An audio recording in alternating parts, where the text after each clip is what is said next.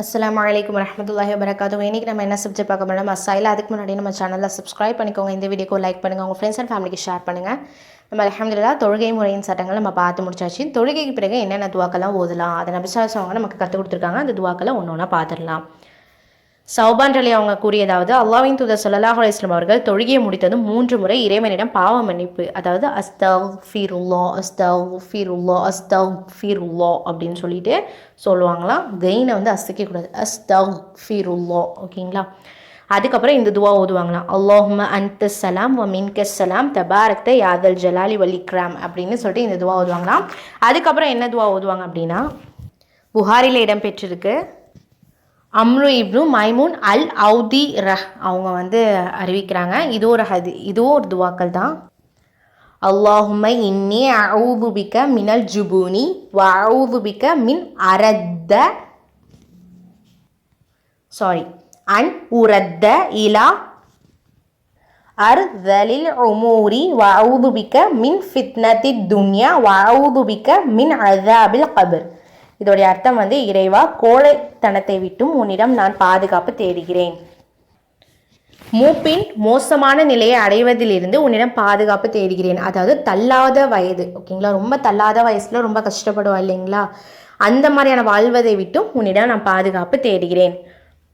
அடுத்தது வந்து, உலகின் சோதனைகளிலிருந்து உன்னிடம் பாதுகாப்பு தேடுகிறேன். புதைக்குழியின் வேதனையிலிருந்து உன்னிடம் பாதுகாப்பு தேடுகிறேன் அப்படின்னு சொல்லிட்டு நபிசாஸ் அவர்கள் தொழுகைக்கு பின்பு பாதுகாப்பு கோரி வந்தாங்க. இந்தந்த மாதிரியான விஷயங்களை பாதுகாப்பு கேட்டிருக்காங்க. ஒன்று கோழைத்தனத்தை விட்டும், இன்னொன்று தள்ளாத வயசை விட்டும், தள்ளாத வயசு வரையும் வாழ்கிறத விட்டும், இந்த மாதிரி இல்லாமல் இந்த உலகத்தோடைய சோதனையை விட்டும், இன்னொன்று மன்னரையின் வேதனை, அதுதான் புதைக்குழின்னு சொல்கிறாங்க. ஓகேங்களா? மன்னரையின் வேதனையை விட்டும் உன்ட்ட வந்து நான் பாதுகாப்பு தேட்டேன்னு சொல்லிட்டு இந்த துவாவும் ஓதியிருக்காங்க. இது ரொம்ப அழகான துவா. ஏன்னா நம்ம கேட்கக்கூடிய அத்தனை அம்சங்களும் இந்த துவாக்கள் அமைஞ்சிருக்கு. அப்படிங்கிறப்போ நீங்கள் தொழுது முடிச்ச பிறகு கூட இந்த துவா ஓதலாம். அடுத்தது இன்னொரு துவா என்னன்னா, பராவ் பின் ஆசிப் அலி அவங்க அறிவிக்கிறாங்க. அல்லாஹ்வின் தூதர் ஸல்லல்லாஹு அலைஹி வஸல்லம் அவங்க தொழுது முடித்ததும் எங்களை நோக்கி திரும்புவார்கள். அப்போது ரப்பி கினிய அதாபக யௌம தபஅஸு அல்லது தஜ்மஉ இபாதக, இறைவா, உன் அடியார்களை உயிர் கொடுத்து எழுப்பும் அல்லது ஒன்று திரட்டும் நாளின் உன் வேதனையிலிருந்து என்னை காப்பாயாக என்று அவர்கள் பிரார்த்திப்பதை நான் கேட்டிருக்கேன். இது முஸ்லீம்ல இடம்பெற்றிருக்கு. ரப்பி கினி அதாபக யௌம தபஅஸு இபாதக அப்படின்னு சொல்லலாம். இல்லைனாக்கா ரப்பி கினி அதாபக யௌம தஜ்மஉ இபாதக அப்படின்னு சொல்லலாம். ஸோ இத்தனை துவாக்களையும் நம்ம ஓதலாம். அல்ஹம்துலில்லாஹ். அடுத்தது வந்து வித்ரு தொழுகும் தொழுமுறையை பார்த்தலாம் இன்ஷா அல்லாஹ். வித்ரு தொழுகையை வந்து 3 ரக்காத்தாக தான் தொழுகணும். 3 ரக்காயத் எப்படி மகரிப் தொழுகிறீங்களோ அது போல தொழுகணும். ஆனால் மகரிப்ல வந்து 2ஆம் ரக்காயத்தில் உட்கார்றது போல இதில் உட்காரக்கூடாது. ஹதீஸில் பார்த்துடலாம். அறிவிப்பாளர் ஆயிஷா அலி பைஹக்கிலே இடம்பெற்றிருக்கு. நபி ஸல்லல்லாஹு அலைஹி வஸல்லம் அவர்கள் 3 ரக்காயத் வித்ரு தொழுவார்கள். அதில் கடைசி தவிர மற்ற ரக்காயத்துகளில் அமர மாட்டார்கள். இப்போ மகரிப் தொழுகையில நம்ம எப்படி உட்காருவோம்? ஃபர்ஸ்ட் ரக்காயத்து முடிச்ச பிறகு 2வது ரக்காயத்துக்கு எந்திரிப்போம் இல்லைங்களா? 2வது ரக்காயத்தில் எந்திரிச்ச பிறகு 2வது ரக்காயத்தில் நீங்கள் அத்தேஹாத்துக்கு ஓத உட்காருவீங்க. 2வது ரக்காயத்தில் அத்தேஹாத்து ஓத உட்காருவீங்க. அடுத்தது வந்து 3ஆம் ரக்காயத்து ஓதிங்க. 3ஆம் ரக்காயத்திலையும் கடைசி அத்தேஹாத்து உட்காருவீங்க. ஆனால் வித்ரை பொறுத்தவரையும் வந்து 3 ரக்காயத்து தொழுறப்போ ஃபர்ஸ்ட் ரக்காயத்தில் சஜ்தா செஞ்சுட்டு செத்த நேரம் உட்காந்துட்டு எந்திரிச்சிருவீங்க இல்லைங்களா? 2வது ரக்காயத்தில் நம்ம எப்போவுமே என்ன பண்ணுவோம்? அத்தேஹாத்து உட்காருவோம். ஆனால் வித்ரு தொழுகையை பொறுத்தவரையும் 2வது ரக்காயத்து அத்தேஹாத்துக்கு உட்காரவே கூடாது.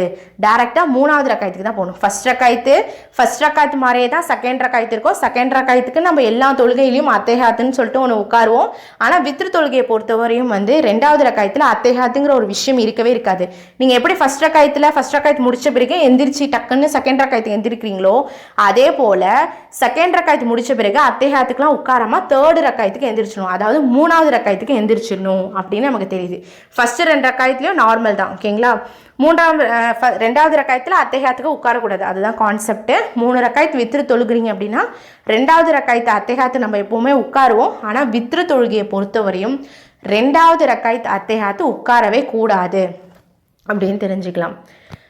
3 சூறாக்களில் ஓத வேண்டிய சூறாக்கள் என்னன்னா, முதல் ரக்காயத்தில் சப்பிஹ் இஸ்ம ரப்பிக்கல் ஆலா 87வது அத்தியாயம், சூரத்துல் அலா 2ஆம் ரக்காயத்தில் சூரா காஃபிரூன் 3ஆம் ரக்காயத்தில் சூரத்துல் இஹ்லாஸ் அப்படின்னு சொல்லிட்டு ஓதுவாங்க அப்படின்னு சொல்கிறாங்க. உங்கள் விருப்பம், நீங்கள் என்ன வேணாலும் ஓதலாம் இன்ஷால்லா. ஆனால் நபிசாஸ் அவங்க என்ன ஓதிருக்காங்க அப்படின்னா, அறிவிப்பாளர் உபைத் பின் இஆப்ரலி நசாயில் இடம்பெற்றிருக்கு. ஃபர்ஸ்ட் ரக்காயத்தில் சப்பிஹ் இஸ்ம ரப்பிக்கல் ஆலா 87வது அத்தியாயமும் ஓதிருக்காங்க.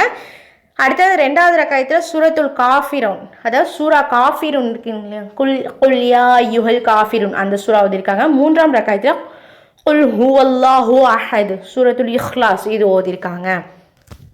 இன்னொரு ஹதீஸில் அறிவிப்பாளர் அபூ ஹுரைரா அலி நூல் தாரகுத்னி இப்னு ஹிஃபான்லாம் இடம்பெற்றிருக்கு. நபிகளார் என்ன சொல்லியிருக்காங்கன்னா, 3 ரக்காயத்துகள் வித்ரு தொழுங்கள், மக்ரிப் தொழுகைக்கு ஒப்பாக தொழாதீர்கள் அப்படின்னு சொல்கிறாங்க. 3 ரக்காயத்துகள் வித்ரு தொழுவுங்க, ஆனால் மகரிப் தொழுகைக்கு ஈக்குவலாக நீங்கள் தொழுகக்கூடாது. மகரிப் தொழுகைக்கு ஈக்குவலாக ஏன் தொழுகக்கூடாதுன்னு சொல்கிறாங்கன்னா, மகரிபை பொறுத்தவரையும் மக்ரிப் தொழுகை மக்ரிபில் ஃபர்லு 3 ரக்காய் தொழுவோம் இல்லைங்களா, அதை பொறுத்தவரையும் அந்த 3 ரக்காயத்தில் 2வது ரக்காயத்து அத்தையாத்துல நம்ம உட்காருவோம். ஆனால் வித்ரை பொறுத்தவரையும் 2வது ரக்காயத்து அத்தையாத்துலாம் கிடையாது. டேரெக்டாக 3வது ரக்காயத்தில் தான் அத்தையாத்துன்னு சொல்லிட்டு உட்காருவீங்களே தவிர அதுவரை உட்காரக்கூடாது. ஃபர்ஸ்ட் ரக்காயத்து நீங்கள் எப்படி தொழுதிங்களோ அதே போல் தான் செகண்ட் ரக்காய் தொழுகணும். செகண்ட் ரக்காயத்தில் 2வது சஜ்ஜா செஞ்ச பிறகு நீங்கள் என்ன பண்ணணும், டேரெக்டாக எந்திரிச்சிடணும். 3வது ரக்காயத்துக்கு 2வது ரக்காயத்துக்கு உட்காரக்கூடாது. இது வித்ரு தொழுகைக்கான ரூல். மகரிப் தொழுகையை பொறுத்தவரையும் 2வது ரக்காயத்தில் அத்தேஹாத்துக்கு உட்காருவீங்க. அத்தேஹாத்து ஓதிட்ட பிறகு தான் 3வது ரக்காயத்துக்கு எந்திரிப்பீங்க. குழப்பிக்க வேண்டாம்.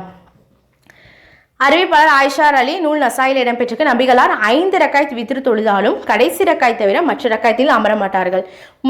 வித்ரு தொழுகையில் ரக்காயத்துக்கள் டிஃப்ரெண்ட் ஆகும். சில பேர் 3 ரக்காய் தொழுகலாம். நபிசுல்லாஹு நமக்கு அதெல்லாம் காட்டி கொடுத்துருக்காங்க. 3 ரக்காயத்து வித்ரு தொழுகலாம். இல்லைனாக்கா நான் 5 எக்ஸ்ட்ரா தொழுகணும்னு நினச்சிங்களா 5 ரக்காயத்து வித்ரு தொழுகலாம். 5 ரக்காயத்து வித்ரில் எப்படி தொழுவோம்னா, எல்லா ரக்காயத்துலேயும் எந்த ரக்காயத்துலையுமே உட்காரக்கூடாது. 5வது ரக்காயத்தில் தான் நீங்கள் அத்தைஹாத்துன்னு சொல்லிட்டு உட்காருவீங்க. உங்கள் உடம்ப வந்து ரெஸ்ட்டுக்கு போடுவீங்க. ஓகேங்களா. ஃபர்ஸ்ட் ரக்காயத்தில் 2வது சஜிதா முடிஞ்ச பிறகு எந்திரிச்சிருவீங்க. செகண்ட் ரக்காயத்தில் 2வது சஜிதா முடிஞ்ச பிறகு 3வது ரக்காயத்துக்கு எந்திரிச்சிருவீங்க. 3வது ரக்காயத்தில் 2வது சஜிதா முடிஞ்ச பிறகு 4வது ரக்காயத்துக்கு எந்திரிச்சிருவீங்க. 4வது ரக்காயத்தில் 2வது சஜிதா முடிஞ்ச பிறகு 5வது ரக்காயத்துக்கு எந்திரிச்சிருவீங்க. 5வது ரக்காயத்தில் தான் 2வது சஜிதா முடிச்ச பிறகு அத்தேஹாத்து சலவாத்து துவா ஓதி சலாம் கொடுப்பீங்க. இதுதான் வித்ரு தொழுகைக்கான ப்ராசஸ். வித்ரு தொழுகை வந்து 5 ரக்காயத்து கூட தொழுதுக்கலாம் அப்படின்னு சொல்லிட்டு இந்த ஹதீஸ் மூலமா நமக்கு தெரியுது. இன்னொரு ஹதீஸ் உம்மு சலமா அறிவிக்கிறாங்க. நசாயில இப்னு மாஜா அஹ்மதுலாம் இடம்பெற்றிருக்கு. நபிசாஸ் அவர்கள் 5 அல்லது 7 ரக்காயத்துக்கள் வித்ரு தொழுவார்கள். அவற்றுக்கிடையே சலாமை கொண்டோ அல்லது பேச்சை கொண்டோ பிரிக்க மாட்டார்கள். அதாவது 5னா 5 ரக்காயத்தை அப்படியே ஃபுல்லாக கம்ப்ளீட் பண்ணிட்ட பிறகு சலாம் கொடுத்த பிறகு தான் முடிச்சிருவாங்க. 7 ரக்காயத்துனா அதே போல் தான். ஸ்டார்டிங்கில் ஃபஸ்ட் ரக்காயத்தில் ஸ்டார்ட் பண்ணி 7 ரக்காயத்து முடித்த பிறகு தான் அடுத்த வேலை. ஓகேங்களா. அந்த 7 ரக்காயத்துக்கு இடைப்பட்டதுலலாம் அவங்க சலாமும் கொடுக்க மாட்டாங்க, எந்த ஒரு பேச்சும் பேச மாட்டாங்க. ஃபஸ்ட் ரக்காயத்தில் ஸ்டார்ட் பண்ணது 7th ரக்காயத்தில் தான் முடிவாங்க. ஸோ வித்ரு வந்து 7 ரக்காயத்தும் தொழுகலாம் அப்படிங்கிறது நமக்கு தெரியுது இது மூலயமா. ஸோ இதில் வந்து எத்தனையாவது ரக்காயத்தில் நம்ம அத்தேஹாத்து உட்காரணும், 7வது ரக்காயத்தில் மட்டும்தான் அத்தேஹாத்து உட்காரணும். மற்ற எல்லா ரக்காயத்திலும் எப்படி ஃபஸ்ட் ரக்காயத்தில் 2வது சஜிதா முடிச்ச பிறகு செகண்ட் ரக்காயத்துக்கு டக்குன்னு எழுந்திருப்பீங்களோ அதே போல தான் 6 ரக்காயத்து வரையுமே பண்ணணும்.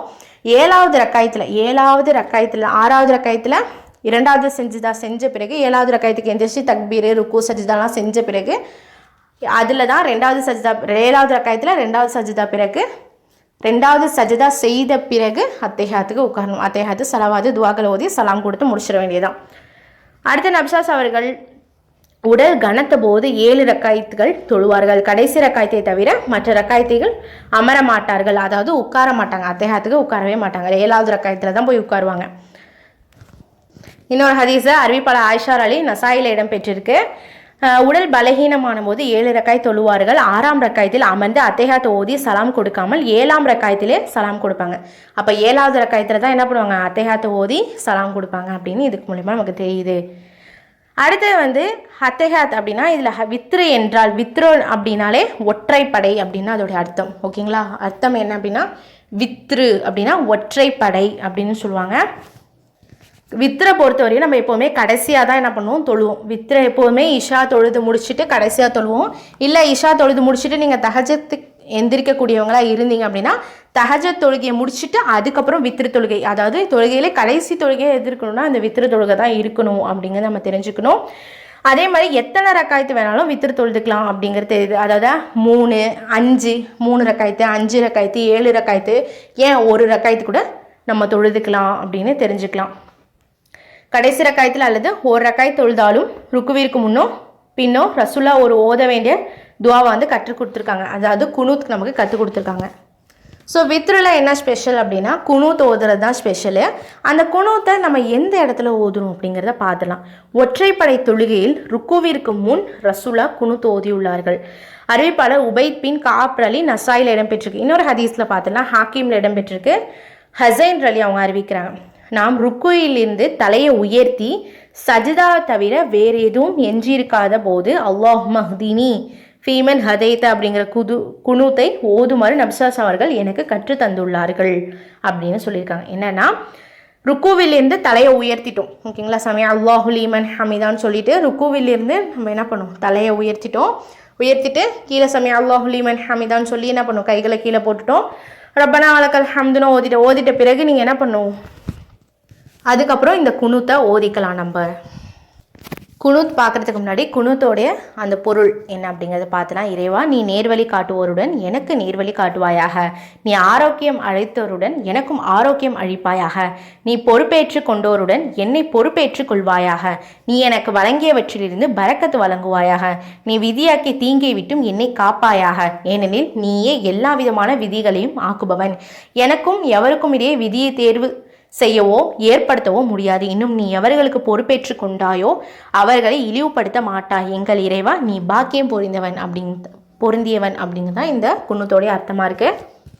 அதோடைய அரபிக் வந்து அல்லாஹ் மஹ்தீனி, அல்லாஹும் மஹ்தீனி ஃபீமன் ஹதைத வாஃபினி ஃபீமன் ஆஃபைத வதவல்லனி ஃபீமன் தவல்லைத வபாரிக்லி ஃபீமா அழித்தொய்த வகீனி ஷர்ரம கதைத இன்னக தகுதி வலா யுகுத அலைக்க இன்னஹு லா யதில்லு மன் வாலைத்த தபாரக்த ரொப்பனா வதஆலைத்த. இதுதான் குனூத். ஸோ வித்ரு தொழக்கூடியவங்களா நீங்கள் இருக்கீங்க அப்படின்னா கண்டிப்பாக கடைசி ரக்காயத்தில் ருக்குவுக்கு முன்னாடியோ இல்லைனாக்கா ருக்குலேன்னு தலையை உயர்த்திய பிறகோ நீங்கள் என்ன பண்ணலாம், இந்த குனூத்தை நம்ம ஓதிக்கலாம். இதுதான் குனூத். அல்ஹம்துலில்லாஹ். அஸ்ஸலாமு அலைக்கும் வரஹ்மத்துல்லாஹி வபரகாத்துஹு.